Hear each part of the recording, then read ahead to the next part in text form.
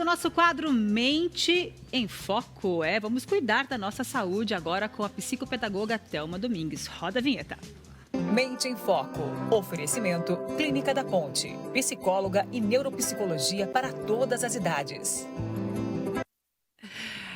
Hoje é dia dela ajudar todos nós a cuidar da nossa saúde mental. Haja saúde mental para resolver os problemas do dia, né, Thelminha? Boa tarde. Sim, boa tarde. Seja bem-vinda, viu? Obrigada. Sempre um prazer receber você aqui. Sim. Para ajudar a mim e quem está em casa também. Exato. A se entender e a dar uma pausa aí para fazer uma reflexão sobre esse cuidado tão importante, né? Para a saúde mental, ainda mais no final do ano, né? Tantas coisas que a gente tem que resolver. Parece que a gente precisa finalizar tantos ciclos, mas os projetos que a gente colocou lá no caderninho que ainda não foram cumpridos, né? Mas, enfim. Mas hoje o nosso tema aqui é sobre a relação, né? Como fazer o diagnóstico do autismo em adultos. Você vai falar assim, mas o psicólogo tem a ver? O que o psicólogo tem a ver com esse diagnóstico? Tem tudo, né, Thelma? Tudo. Tem tudo, né? Tem tudo. Tanto o psicólogo que atende o indivíduo, essa pessoa que pode ter uma hipótese diagnóstica, desconfiar que aquele paciente pode estar dentro do espectro autista, como também nós neuropsicólogos que fazemos a avaliação neuropsicológica e que aí sim a gente ajuda muito o médico no fechamento desse diagnóstico. A partir desses testes que a gente vem falando aqui, né, de funções cognitivas, das questões emocionais. O primeiro profissional que uma pessoa acha, né, através dos sinais que ela identifica ali nela mesma, o primeiro profissional que ela deve buscar, então, é um psicólogo? Olha, eu não sei se o primeiro, sabe, Maica, porque às vezes vai depender muito do prejuízo que você está tendo. Então, muitas vezes, na maioria das vezes, sim, um psicólogo. Pode ajudar no encaminhamento, né? Isso, porque daí ele vai encaminhar. Mas, às vezes, não tem uma restrição de você procurar, por exemplo, um psiquiatra. Uhum. E que ele também vai te encaminhar para um psicólogo. Tá. Vai te encaminhar para uma avaliação neuropsicológica, que eu acho muito importante, gente, a gente falar aqui que muitas vezes, principalmente crianças, adolescentes, vão uma vez no médico, a mãe fala ali por meia hora, 40 minutos, uma hora. Eu sei que o médico tem muita experiência, porém a gente vê muito erro de diagnóstico, porque ali naquela primeira sessão o médico já dá o laudo de uma criança que está em franco desenvolvimento como autista. Uhum. E muitas vezes a gente vê que não é. Então, os médicos que estão mais responsáveis como dar esse diagnóstico, muitas vezes faz o acompanhamento dessa criança e indica avaliações, vê mais vezes para poder fechar o diagnóstico. A gente pode ter hipótese diagnóstica, uma criança ter risco de estar no espectro autista, mas é tão importante a gente avaliar, trocar com o psicólogo, que já está acompanhando essa criança toda semana, no dia a dia, trocar com a escola, porque daí sim a gente vai ter fatos muito mais consistentes para o médico poder fechar esse diagnóstico. Por isso que é um diagnóstico multidisciplinar. Isso é muito importante frisar, né? Que o diagnóstico envolve vários profissionais e um deles é o psicólogo. Por isso que a Thelma está trazendo novamente esse assunto aqui para a gente discutir hoje, né? Porque a gente tem visto, gente, que é cada vez mais comum a gente ter pessoas com esse diagnóstico de autismo. E aí o que acontece? Já falamos também sobre isso, que muitas vezes as pessoas se dão conta do que tem autismo por conta do diagnóstico dos filhos, né? E então é isso que a gente pode até fazer como um alerta. Opa, né? Sim, se meu filho foi diagnóstico, né? Chegou até uma mensagem como essa. Vamos colocar aqui, aproveitando que a gente pede a participação dos telespectadores, né? Meu marido desconfiou que podia ser autista após o diagnóstico dos nossos 2 filhos. Após a avaliação, foi fechado o diagnóstico dele. Ele relata que foi importante para o autoconhecimento e entender muitas situações que viveu na infância. A pessoa não quis identificar, tá, gente? Mas que legal compartilhar essa informação. Acontece muito nessa questão dos filhos, porque geralmente a gente vai procurar para os nossos filhos. Mas o diagnóstico na fase adulta tá em alta, porque na nossa época a gente não tinha tanta abertura para isso.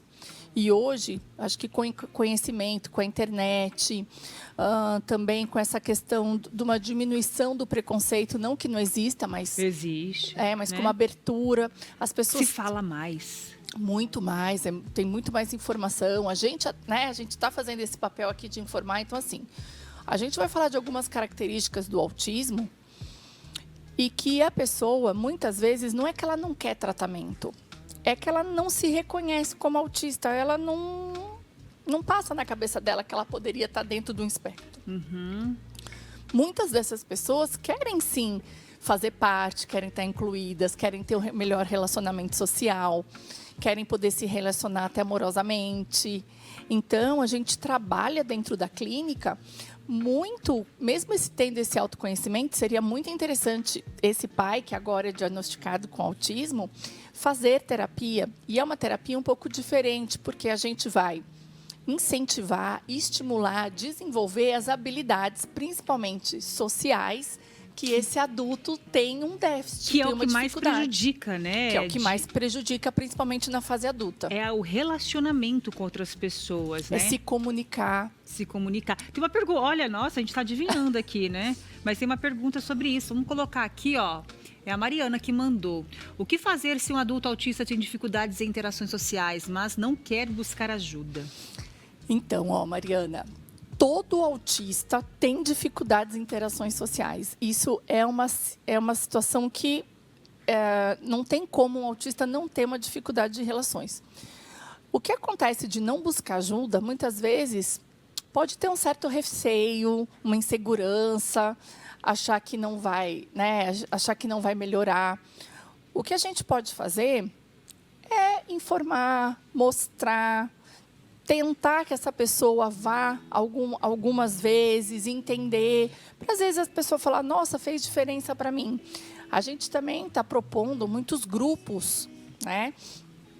Quer dizer, muitas pessoas a fazerem grupos, a gente está com poucos grupos, mas assim, de jovens adultos, porque aí a gente trabalha essas habilidades e as pessoas vão se identificando. Então, muitas vezes a pessoa fala assim, só eu sinto isso.